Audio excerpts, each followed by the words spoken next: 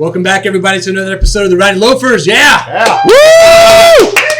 And so we had a long summer. We had a great time with a lot of our friends and family taking some vacations. Yeah, my good compadre is here. Suit Steve, Fireball Bill, and I got the infamous, the famous High Tech Texan Michael Garfield. What is up, guys? Great seeing you over here. Come right back at you.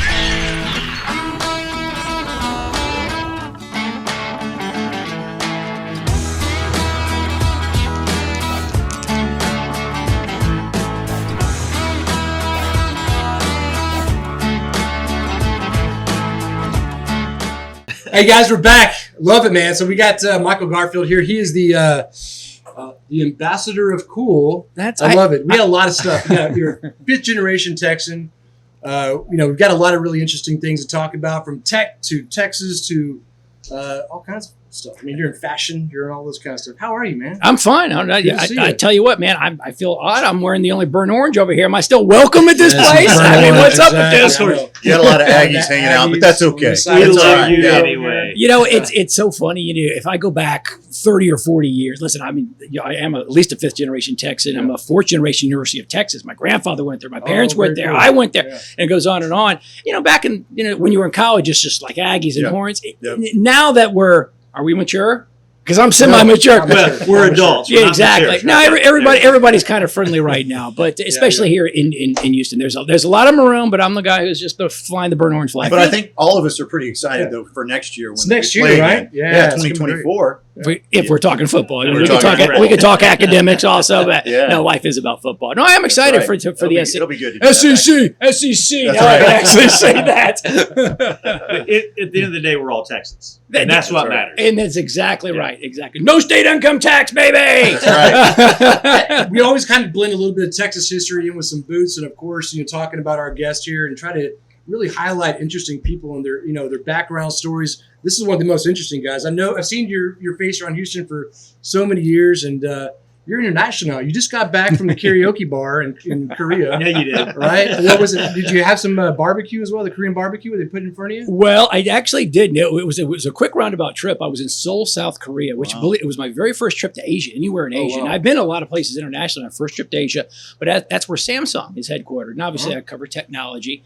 And Samsung just introduced their newest phones out there, one of which I have here. And I know by the time this airs, it's old, but this is their This is their flip phone. Oh, it's flipping. This is their fifth generation flip phone. And so they flew a lot of journalists from all over the world there for this big press conference. So I was there about 5 days, and it's a fun city. It's really nice. It reminds me of New York. It's very densely populated, tall buildings. It's hot and humid, so I'm used to that too.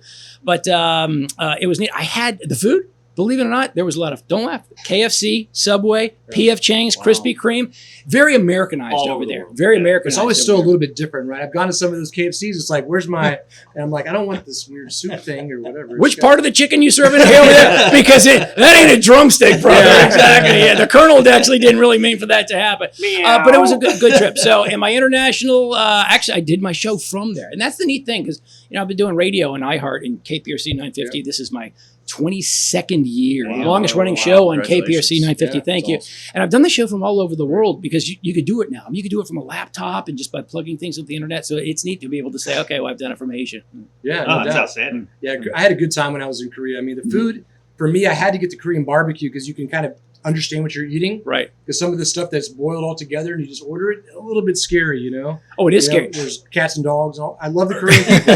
I got a lot of Korean friends, but there's some pretty sketchy stuff. I was very wary. I am a picky eater, and dogs and cats, living together, it's total chaos. Yeah. We went to a traditional 15-course dinner with Korean food, and it was the only time that anybody they didn't speak English. English is spoken very well and very frequent over there, but they were putting this stuff in front of me, and I was asking, what is this? And they would not tell me. So Big Daddy did not eat any of that stuff, because I need to know what goes in my pile before it okay. But other thing, it could not have been friendlier. It's a neat town. So, I'm going to go back to Asia. It's cool. Yeah, I mean, there's a long journey to get there, but I mean, like, how did you start in this thing, right? Because I'm here in QVC. I'm here in all kinds of stuff. You're in fashion, you're in technology, you're in radio, you're in everything. Yeah, and then tell us how you became actually the High Tech Texan. Well, it's the short answer. Everybody knows you. The short answer for that is marketing. It's really marketing. And, long story short, so I'm from, not only can you hate me for not going to A&M, I'm also from Dallas. And so I'm 0 for 2 right here. No, but so am I. I love this kid.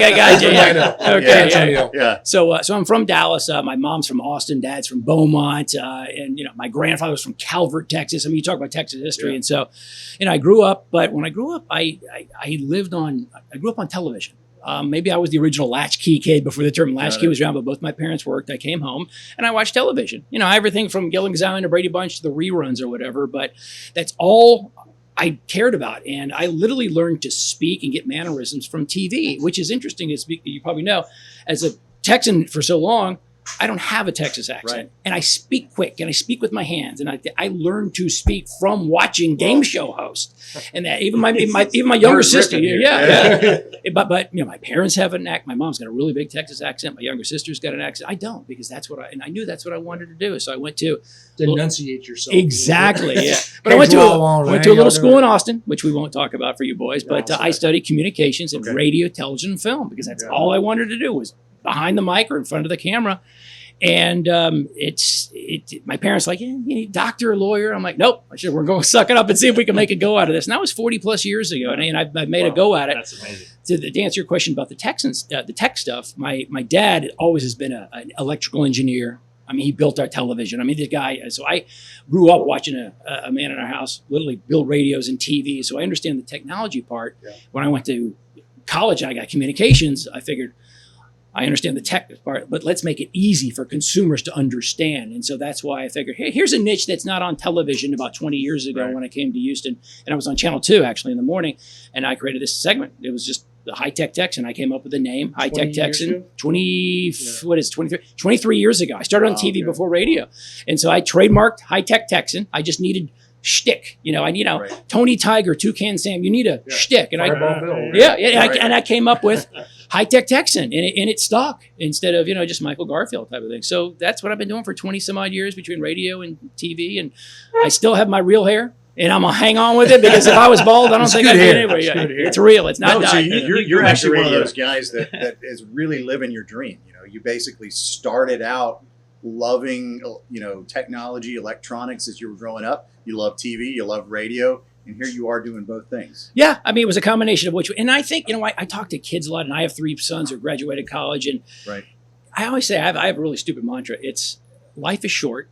Have fun, because we're going to die. And I hate being morbid. Yeah, it's true. Would you have fun while you're on this earth? It's reality. Exactly. Capture this. And I'll tell you what, capture some awesome. Exactly. And I'm going to throw it back on you guys between suits and boots. What we got over here. When I met you boys, last year, I was these are the guys you want to hang out with. This is fun. This is what they do. This podcast is kind of what they do when the cameras aren't on. You just drink and you have some fun. And that really is what life should be about. No, you got to capture it, right? I mean, we had all these different interesting people yourself, and we're like, let's get these stories that you're telling us on there to kind of immortalize the situation, because we are going to die and all that kind of stuff. So have as much fun as possible, but do it in a responsible way and take care of yourself. All that kind of stuff. Yeah, we're Ubering after this. There's responsible. That's right. Man. No, but like I said, it's incredible watching you from a young age, and you're still doing what your passion is from the get-go. And it's rare that people get to do that. It is. And yes, I'm lucky, but it's also an entrepreneurial spirit. As all you guys know. I mean, I didn't want to work. I'm wired. I cannot work in a cubicle. I can't be in an office. I don't think any of us can. I'm just too entrepreneurial, and there's a lot of stuff going on. We are persons. I want to find stories. I go to Samsung. I got to meet the worldwide president of Samsung. If I test drive cars, I do a lot of consumer lifestyle stuff. You talk about fashion and cars. Then, when I get to go to Detroit, Michigan. I get to meet the designers who come up with the new concepts of how they design cars. And I'm just still an inquisitive person. And I do have now a platform between radio or a camera to tell this story, because I'm just as inquisitive as everybody on the other side. And so I'm just kind of like part of my audience, and that's how I kind of act it out. What's a favorite car you ever test drove? I'm a Corvette guy. I'm sorry, but I am always Corvettes or new Corvettes. So what's your believe it or not, kind of new. Kind of the new Corvettes. The coolest. The new mid-engine, the C8 version. It is literally, and I've done this, I've tested cars 15 plus years, and I get a brand new car every single week for 15 years. So I've done minivans and sports cars and sedans and CUVs, SUVs, but something about Corvettes growing up, it was always a cool thing. My dad had a 66 Corvette. Nice. I was trying to get the model with the bumpers, the 70, 69, 68 to 72s. Love those.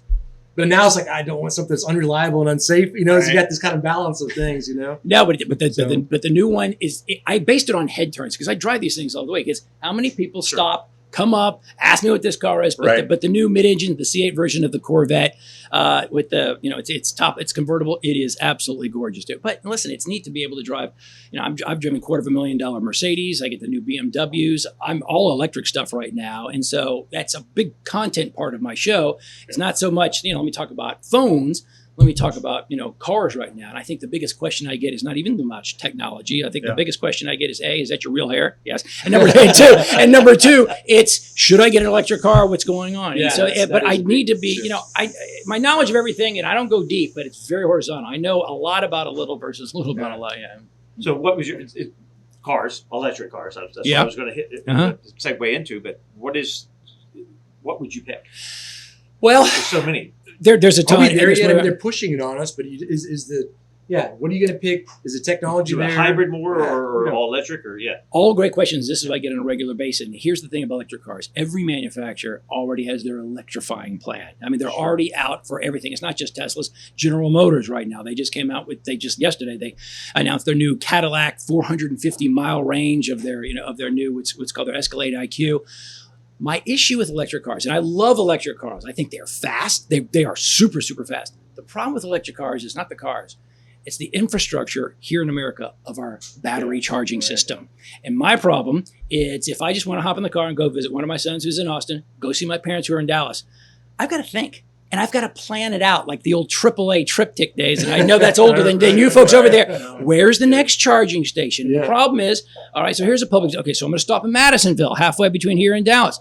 All right, there's 4 empty ports of a charging station. Well, half the time, those ports are broken. Yeah. 2 of them are already taken up by another Tesla. So I've got to tick, tick, tick, tick. I got to wait till they finish. Finally, they finish. Then I got to plug my car in. Now I got to jack around for another 30, 45 minutes for an hour. How long does it take to actually plug in? I'm just curious. For about 80% charge, depending on how fast the battery charger is, it could take about 30 to 45 minutes. Sometimes it makes an hour. Okay. That's a lot of time. Where I just like going like this. And so the answer that I tell people, if you commute maybe from your home, you go to your office, it's no more than 20, 30, 40 miles.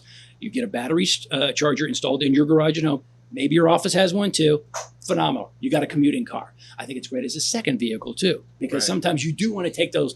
We're in Texas. We have to drive a long way to get anywhere. Have that as your second car because we're still in the gas-powered era right now. So that's kind of my answer. Well, actually, now in Texas, you know, you've got Buc-ee's strategically placed. Yeah. You know, it's like fill up and bathroom stop. You know, they've got them timed just right. So, and most of them have Tesla stations now.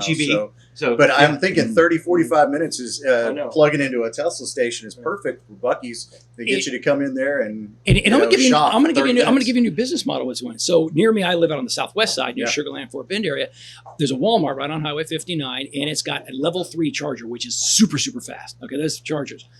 Fact is, that's the only one out there. So when I'm testing, I had a Ford, the Ford Lightning EV truck, which is really cool, and I needed to charge it. So I go there. Sure enough, there's 4 people using it. So now I'm sitting there waiting and I'm waiting and I'm waiting. So finally, they move. I plug it in. All right. So I had 45 minutes. What did idiot do? I go into Walmart. I spend $50 that I didn't plan to spend $50 at Walmart. So companies, you're going to see HEB's, Walmart's, or Buc-ee's perfectly. If we already spend a minimum of $50 at Buc-ee's when we go in, let's get you to kill time while we charge outside. Well, I was going to say, what's the incentive for these companies setting those up? They get some kind of stipend from the state or the government. Not for them. The incentive is more revenue on their backside. Yeah. Gotcha. Yeah. I say you should. Here's a public service announcement, by the way. If you go inside Buc-ee's, do not just plug in, or put gas in your car and walk inside and just hang out for 45 minutes. Move your car. When everybody's trying, you stay with your car. You've got 150 people trying to get gas. I'm stuck inside here. Well, you went inside for 45 minutes and everybody's honking and everything. By the way, it just really pissed me off. We both just experienced that. Oh my God, it was so frustrating. Do not leave your car. And when you finish, move your car to a parking spot instead of holding the space by a gas station. Mr. Bucky down there in Lake Jackson should thank us right now. Appreciate that. Put a little sign up or something. What other tips can we give? I know, right? This is what I do on my radio show. So I just sit there and BS. Exactly. You're always interviewing other people or talking on the radio. It's kind of cool to be on the other side of the thing. Now I'm so nervous. I don't know. I know. He's terrified over there. Yeah. It's Garfield. I'm on the Lone Star Beer hot seat. Go. But you went into radio, right? So you went from the television kind of thing. You got your radio show, which is awesome. I listen to it all the time. Appreciate right? it. Talking about really neat things. You know, I'm sure the Samsung experience that you just went with those guys. But has that been 20 years as well? It's been 20. So I started. So if you really want to go back to my first job ever, and you mentioned you kind of threw out QVC. My first job ever out of college, I was on QVC, the Home Shopping Network, and this is late 80s. I am just out of college, and they were on a national search for new show hosts, and they're based in right outside of Philadelphia. They're based in Westchester, Pennsylvania, and so this is when you had to put an ad in the Sunday newspaper of jobs and classifieds. I'm so older than you guys, 95. So I graduate and I move home. That's what you're supposed to do to save money. And my mom, she sees an ad for QVC. Here's a TV show host. So she cuts it out of the Dallas Morning News and she tapes it on my bedroom door and she says, go apply. Right. And I'm like, QVC, only old people watch this thing. What is this, Home Shopping Network? So anyway, it was a national opportunity. So anyway, for about a week, I did nothing but watch QVC. And this is where I study. And this is a great interviewing prospect. You know your company, know your client, know who you're dealing with. And I find out everything about QVC. So anyway, I go downtown. And sure enough, there was 1,000 people standing at the downtown Dallas Hilton in the heat, waiting to interview. And I finally get up there, and here's a guy with a video camera, and he goes, "Okay, you have 5 minutes. Like your video camera back then? Sell your watch." That was the interview. And I had a Timex Ironman on. It wasn't sexy. It wasn't anything like that. So anyway, I just started doing the Garf BS, man. And I just started saying little phrases that I picked up over the past week watching QVC. I was name dropping producers who were behind the scenes. And all of a sudden this cameraman was like, who the hell is this guy? This is unbelievable. Yeah, exactly. right. So, I knew everything. And sure enough, they called me back. I flew up there twice and they hired me, the youngest person ever to be on QVC. I think I was like 22. But you talk about an ultimate sales job. So I'm on national television and I have 10 minutes to sell an inanimate object and I have no script. But I've got to describe why this is going to change your life. Why is this salt and pepper shaker going to enhance your life? And that's why I came up with my outlook. I mean, I'm a very upbeat person, breaking news. No. Because the best comment said, I make Annie look like a pessimist. But I have to, that's why we should be friendly. I look at every product, everything, and like, this is going to change your life because, and I learned that from QVC, and I still do it right now. I have so many partners and clients, and people, hey, where'd you get your boots? And the fact is, I'm not just selling how cool these boots are. I'm selling a piece of Texas history because Chris and what you do, the customer service and I know the history of how you make the boots because I've come here, I know you. And so it's like, I'm not on your payroll, but I'm telling your story type of thing. I really do believe in everything I talk about. So Showed up at the rodeo at our that's right, the rodeo cook-off booth. Oh yeah, and he was bringing. Who'd you bring in? You brought Randy McAvoy from Channel 2, my buddy over there. Yeah, just buddies. It was incredible. Yeah, I know, but I really do believe in good stories and good people, which is like hanging out with you guys. Exactly. Yeah. One thing is the product, right? But it's also kind of that experience and that history of why we're doing this, right? And we were just talking about that back over there with some of our customers just now. Like, this is awesome. We're going to do more and more of this because there's a lot of passion put into this place and into that actual product we make as well. No, it is. And somebody also said, if you're a Spider-Man fan, what is it? With great power comes responsibility. And I didn't really realize that when I started, because when I started, it's like, hey, Michael, you want to do this endorsement? I'm like, oh, yeah. You want to go to Rick's Topless Bar? But I'm like thinking, wait a minute. I better really be careful what I want to do. Exactly. And I have turned down more endorsement opportunities because I have to believe in it. Because people, Michael, do you really use a Samsung phone? Do you really wear Republic boots? I mean, do you really know the guy who can get me a deal with Republic boots? Yes. And generally I will pick up the phone and I will call them. I want to make sure that I am responsible in everything that I do believe in, that, they're not going to get a crappy product or they're not going to be jacked around. That's right. I think that's why radio seems to work so well. People just identify with what you're saying. Do you see that as a difference between that and television? Well, and with this guy, you can hear his passion. Yeah. You don't have to see him. You believe him because the way he portrays it's good to describes. Well, thank you. Great to see you. No, absolutely. But still, I hear the passion in your voice. But Steve, to your point, and here's why radio is different than TV. I have a hell of a lot more time to talk than TV. Sure. I know, because I still do some TV, but my TV segments are 3 minutes. I talk about Randy McAvoy, one of my best friends like that. He's got 2 minutes and 40 seconds to deliver the sports, and that's it. Yep. I have 2 solid live hours that I can go on and on, that I'm taking live callers with, and I've done this for 20 years. I mean, people know my kids' names, my favorite candy bar, where I went to school and everything. They feel like they know you They know me personally. and they can trust me. Right. Not that you don't trust anybody else on TV, but we just have more time to tell those stories, and they get to know us better. And if the audience feels like they know you, and now social media helps doing that too. But if they feel like they know you, they become part of your family. They will trust you. Love it. Mm-hmm. What's your future? I mean, you're doing so many different things, right? I mean, it's kind of a loaded question. Like, what's going on? Because you got all these different awesome things, right? From the technology to you talk about cars, you're talking about fashion and different things. I see you everywhere. Rodeo and everything else. What's next for the High Tech Texan? I hate telling you, but I'm opening a suits and boots store. Oh, you're going to be a competitor. Okay. He's quick on his feet. Yeah, exactly. Radio, exactly. Yeah, it's got the high tech. High tech. Yeah, we're going to do laser scannings here. We're not no laugh. more tape. You can scan the outline of their foot. Exactly. Then we're gonna have a 3D printer. Quit talking. Giving you ideas. Right. I know. Actually, I'm just gonna come in as a partner. Then I'll take it. I heard there was a rumor that you actually had a slip on live TV or radio. We have slips when you're on live radio. You definitely have a lot of slip ups, and on radio we actually have a 9-second delay. So.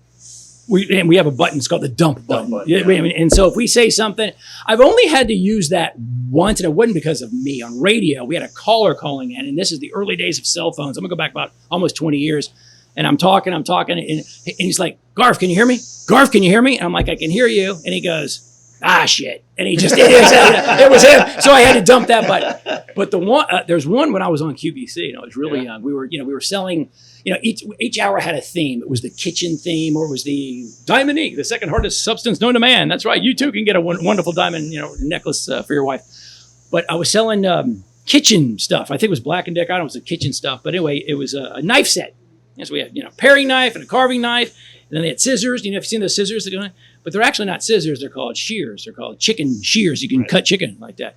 And then when you're on live TV and when you're hyped up like me, you start talking fast.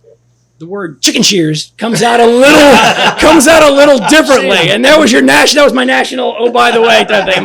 And my parents still have that on VHS back from the late '80s when I did that. Yeah. So you never know what's going to happen. But awesome. It's all in fun. We're going to jump really quickly into boots. Like, what's your favorite style of boot? What's your favorite kind of hide? You have one? I've got some here. So we kind of do a boot of the week, right? So, those are nice. My first, I remember going back. I had dingo boots when I was a kid. My parents bought me. I had boots for a long time. Yeah, growing up in Texas, you got to have boots. I liked when I finally got when I was at college. We had to look the part with the jeans and the fraternity at UT, and obviously any college you go in Texas. I kind of like the what is it? The X-toe, the very pointy roach. You can step your roach killer site. So I have a beautiful pair of lizard roach killers. Yeah. But then obviously I wear them too. I have on right. Yeah. And then those are mine. Those are about as pointy as mine. Those things.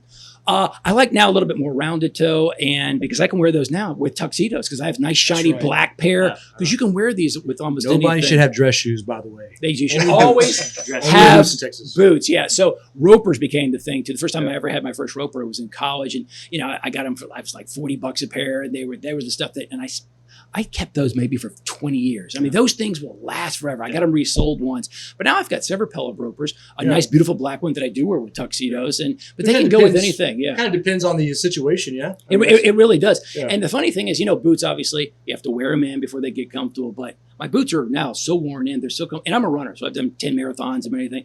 I always threaten to run. You're not running in the boots, are you? No, but don't laugh. But you need to. You want a promotion? I was going to say, I need to run in boots because they can. They're so comfortable. Yeah. You can run in a pair of boots, but you got to break them in. See, I'm coming up with your marketing promotion here. Yeah, the High Tech Texan runs the Houston Marathon in Republic. Exactly. Boots. Brought to you by. Yeah. Exactly. I got a lot of ideas here. That's really cool. So we kind of showed the boot of the week. This is a really cool boot. I love the tooling on this boot. Right, we got a lot of remarks online on this one. This is Freiburg Hall. So this just opened by Schulenberg. Mm-hmm. These guys revamped this from 1912 dance hall. A lot of our guys that are musicians actually play on the stage. That's right. Are playing out there. Great group of guys are going to be working more with them. Distressed top. We got the shark bottoms. So people are like, oh my God, shark! I didn't know you could do shark. Yeah, it's actually a very durable hide. And it's kind of safari finish. So got to throw some boots in Texas. Well, you have to. High Tech Texan, and you know what? When I first came here, and this is what I do. My job is to so I'm looking at phone. I want to know how these phones work and what's the neat thing. Same thing with cars, everything. So I've had boots forever. I never knew the process of how boots are made. and I'm gonna blow some sunshine up your butts right now. I came over here, and my goodness, the history and the craftsmanship, and you took me back there, and you'll take anybody back there. You're not shy. The process of these things is meticulous of how you do, and then it's not anything you can do overnight. It is a long process, and then I saw how you do the coloring and the stitching. It is absolutely art. It's art. We probably take that for granted. We're doing this every single and week. you can't. Yeah. We usually can, but we get humbled a little bit when customers come in and they've never been back there, and then they're just in awe of what the details. Every little aspect. And then we get reminded daily. I think people are so used to mass-produced things in the world and how quickly things. So when they actually go back there and see a guy hand sewing a piece of their boot, it blows people away because then they're like, oh, now I get it. I understand the craftsmanship. I understand why it takes so long to have this boot made because of the man hours that go into it and just the meticulous details. And then it's the story because they're going to say, where did you get that? Well, they're not going to say, I just walked into somewhere off the shelf. Let me tell you about Republic Boot. Oh my God, I came over there, I started drinking and they designed something for me. Then I saw it. But every customer has that story. That is the best marketing out there. That is the key. And that's why you're successful. And congratulations to all you guys. Thank you, brother. I appreciate that. Well, I'll tell you what, I mean, how can we find more out about you? I mean, we got some stuff in the notes down below inside of this podcast here. But HighTechTexan.com, HIGHTECHTEXAN. And obviously, I'm all over social with Threads, which is a whole other subject we can do. Other than we don't tweet, we Zeet right now because now it's called X. And we got so no, it's a High Tech Texan, the whole thing. And so, show is Saturdays, 11 a.m. to 1 p.m. on KPRC 950, and now it's all over the world on iHeartRadio. And this is what I talk about. It's just kind of like coming to my den or my studio, is drink a little, and I take live phone calls and just try to BS. Or by the way, I got a degree. It's BS. Does not stand for Bachelor of Science, boys. Well, thanks again, brother. Guys, great having. Hey, congrats on your success too. Great being here. All right. See you guys later on.